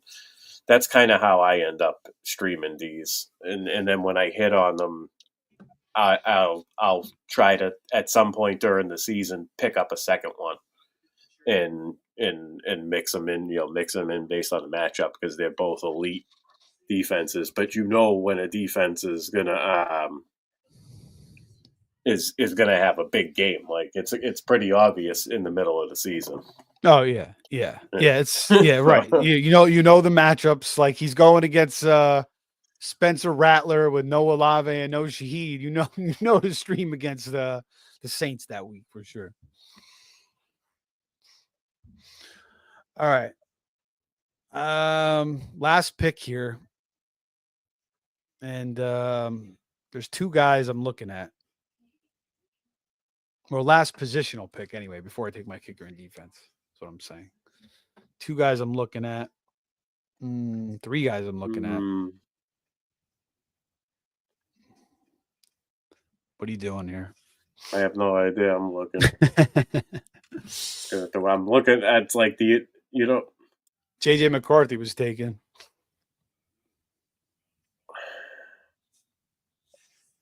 I'm gonna go Troy Franklin. Okay. All right, the three guys I'm looking at here: Kendre Miller. There's a couple tight ends, but again, I'm just trying to steal something here at this point, like steal the highest, these high upside, maybe Brenton Strange or an Okonkwo or a Noah Gray.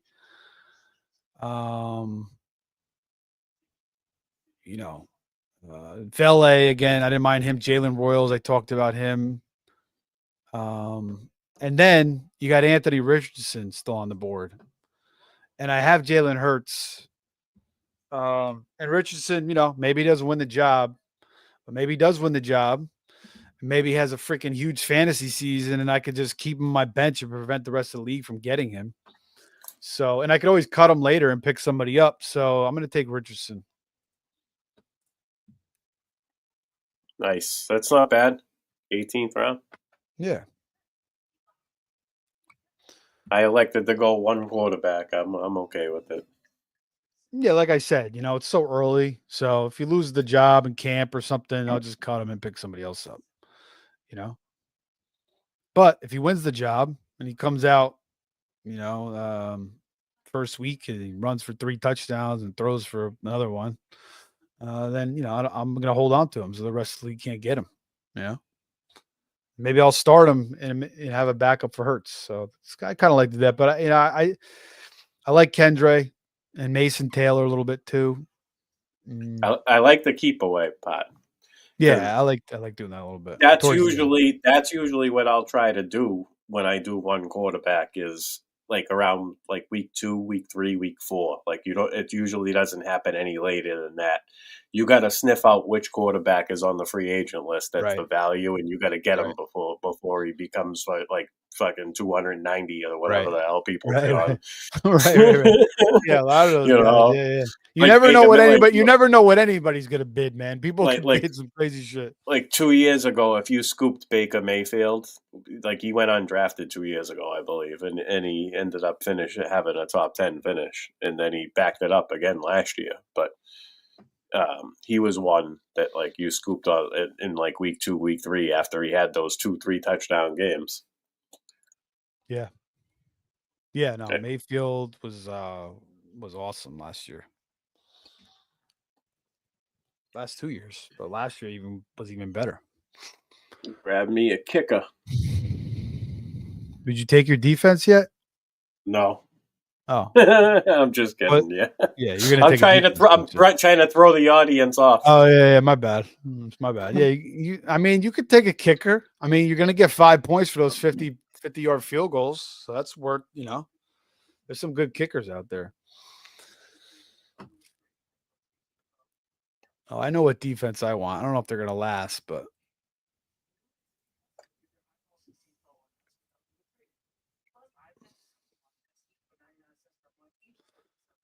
There's a couple of defenses actually I could deal with here. I got to look at the schedule too. Let's pull up the schedule.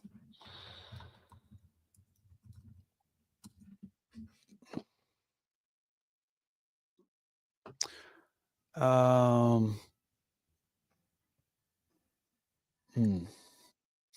like the Texans, but they're playing the Rams week 1. But still, Ravens, Bills.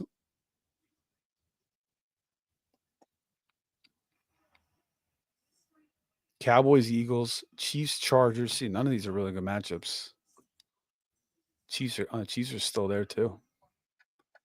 Who the Jets playing? Steelers. Oh, there we go, baby. Do I want to take the Jets D though? I mean, got the Texans D, the Bills D. You know what? Why not? Let's take the Jets D against freaking Mason Rudolph or Aaron Rodgers week 1. Get me some points.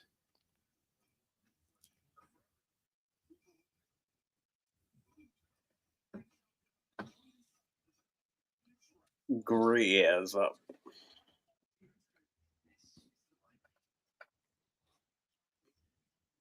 Boom, boom.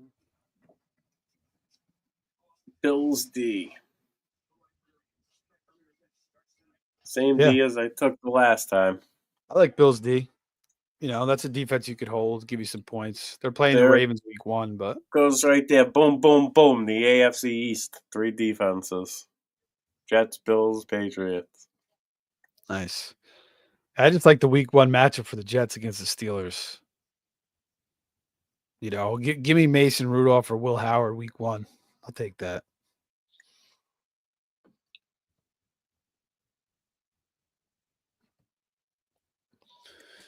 And, you know, Aaron Glenn's in town, and hopefully he can revive that defense. You know, Salah had him playing pretty well, and then, you know, Woody Johnson comes in out of nowhere and just fires them, and then their defense just, you know, fell apart. And even when Salah was there, their offense was so bad, they were putting so much pressure on the defense just wore out. So there's just so many possessions that the defense had to deal with.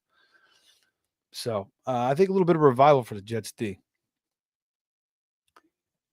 Jalen Lane. I don't even know who that is, to be honest with you. Do you? Jalen Lane, Washington wide receiver. Yeah, I don't know. Is he even on Washington? Is he even on Washington? Yeah. I don't know who he is.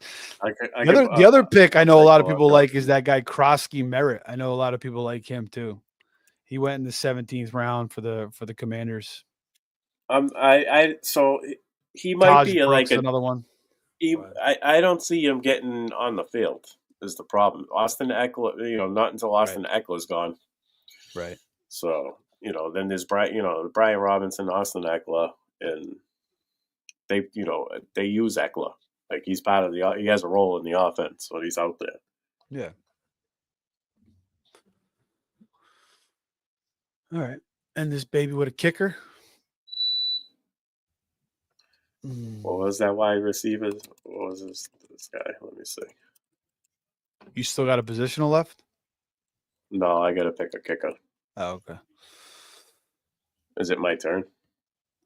No. Almost. Two picks. Yeah. All right. I was looking to see who Jalen Lane was. Looking at some of these teams.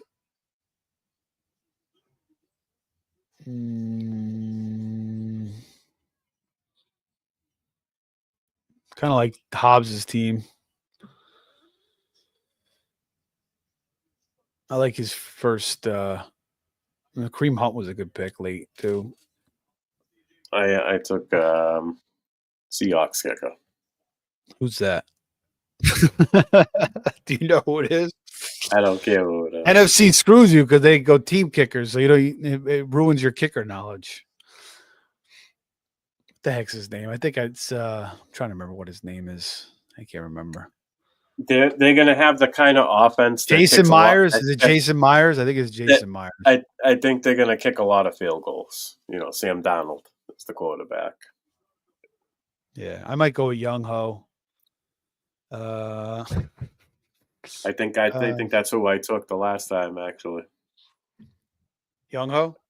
Yeah.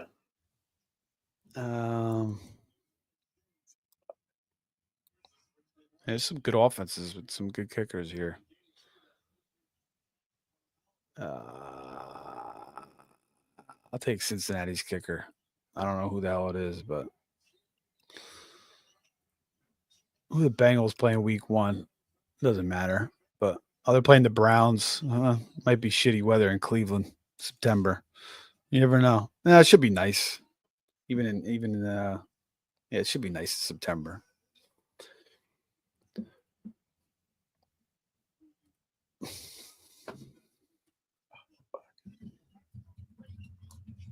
The Bengals kicker's got is solid. McPherson, he's a good kicker.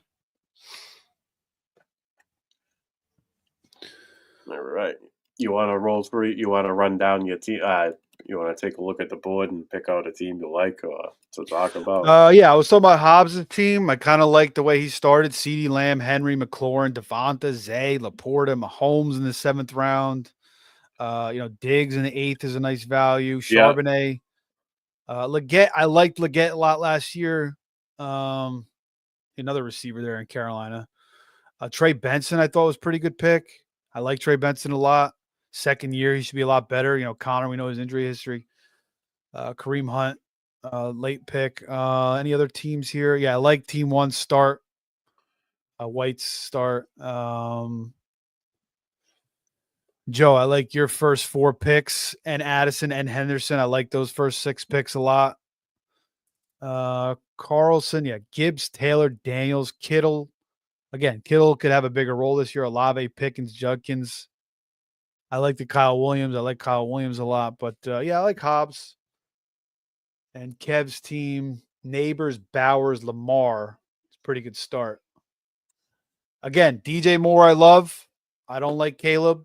So, but 4th round for DJ Moore. Not bad. Marion Hampton could be a stud. He could take the job from Najee. Ridley, maybe, with Cam Ward gets a revival. He's got Swift as well. Ayuk, I like as a value in the 8th round. Jaden Higgins, I like. He's a good pick. Yeah, Jack Beck, I think Kev did pretty good. Jarquez Hunter is a nice pick. We talked about that before. My team, again, my full team, Saquon, McBride, T. Higgins, Jalen Hurts, Kenneth Walker, Jerry Jeudy, Debo, Najee, Abuka, Mason, Bateman, Dobbs, Tucker Kraft, Ao Manor, Marshawn Lloyd, Pierce, Estime, Anthony Richardson. Again, I could cut him at any point if he loses the job. Plenty of time to see what happens in that situation. But the high upside pick there late to take him away from the rest of the league. And then the Jets kicker, Jets D against Mason Rudolph or Will Howard week 1, or maybe Aaron Rodgers, either one. I don't either, whoever it is. I like the matchup. And then Bengals kicker and that super powered offense. I like Team 5 actually. Grant did a good job. He started that. Oh yeah, I missed that one. That is a good team. He made the Genty pick count. He followed it up with 3 wide receivers as he should have. He grabbed McConkey, Adams, and Evans, all three number 1 wide receivers on their team. Well, currently anyway. Actually, no. Adams isn't number 1. Adams is number 2 to Puka. But those are 3 solid. They're fantasy wide receiver 1 potential. All 3 of them. Alvin Kamara, I think he's going undervalued a little bit. He's averaged. I mean, he still averaged like 18, 19 PPR points per game last year. Mm-hmm. Not much has changed about the situation. They added Devin Neal, a rookie. They got Kendre Miller coming back. Mm-hmm. They're going to be probably losing a lot of games, and Kamara's probably going to be catching a lot of balls. So that's a great pick as you're running back to go with Genty. Then, Baker Mayfield, round 6. I mean, he could have waited on quarterback longer, I think. But, Baker's a very solid pick. You pair him up with Mike Evans. Montgomery as a 3, very solid. He still get you 10 to 15 points every game. He's a threat to score touchdowns all the time. He's in a great offense, and they use him. Kelsey and Njoku. Kelsey, I feel like 8th round Kelsey might be a value. I mean, he still had over 90 catches last year, right? So it's I mean, for a guy that was as high as he used to go, going up to the first round. He's fallen a little bit, a little upside pick with Luther Burden. You get Njoku. I took him at the last draft I did. I had him as a second tight end. So I don't mind the double tap there in the mid rounds on tight end. It's not double tap, but close enough.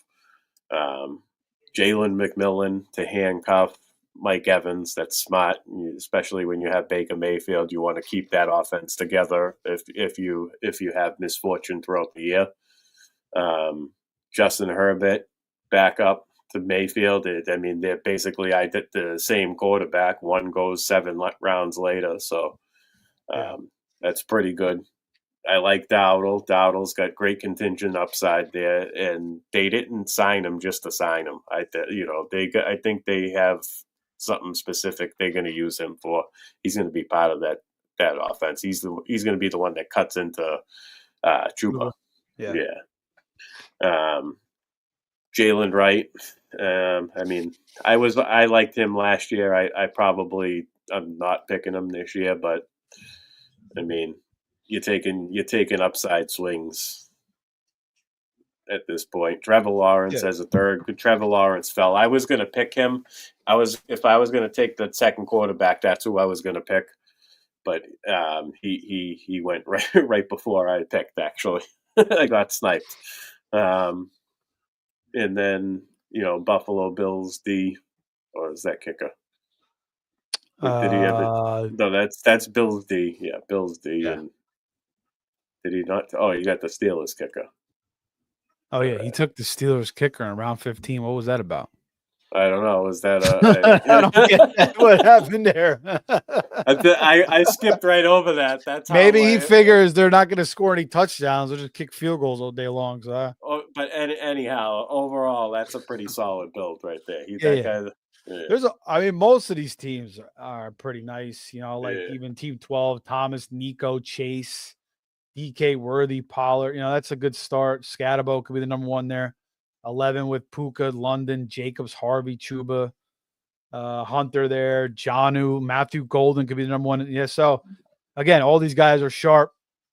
This is what you see in high stakes drafts. But yeah, it's going to be a battle, man. You got to finish top 2 to advance. So it's going to be a long grind.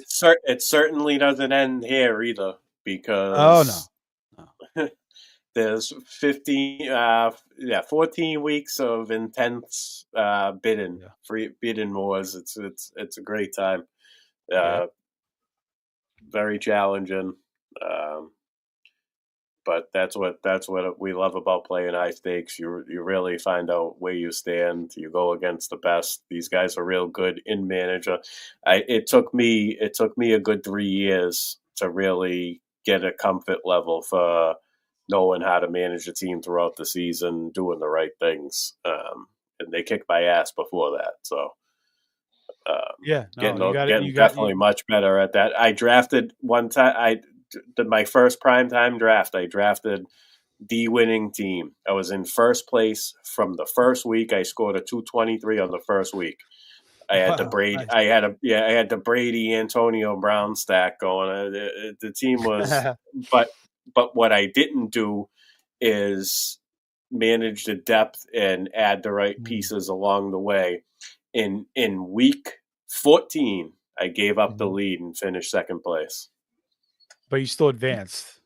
Yeah, but my team was it was toast. And then I had Adam Thielen as a flex, and he was having a pretty good year. He went down for the season just as the playoffs the shootout was start. Yeah, it was and I had no answers. The bench, I was not prepared. I didn't do anything. I didn't back up what I needed. I didn't.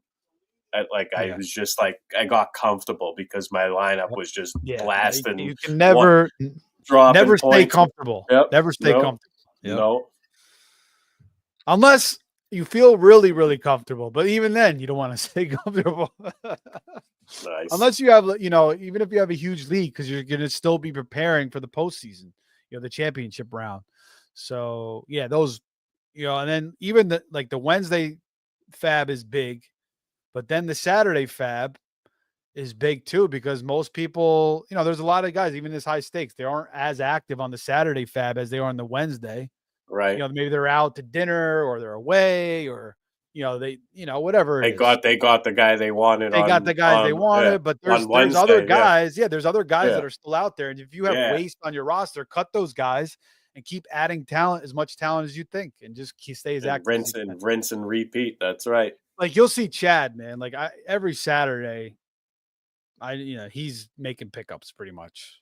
He's that's when you get the cheap ones that right. You get them before they have the game tomorrow afternoon when they get 17.3 again, and you just got them for $4 or $5, and next week you go for anywhere between like 40 and 100.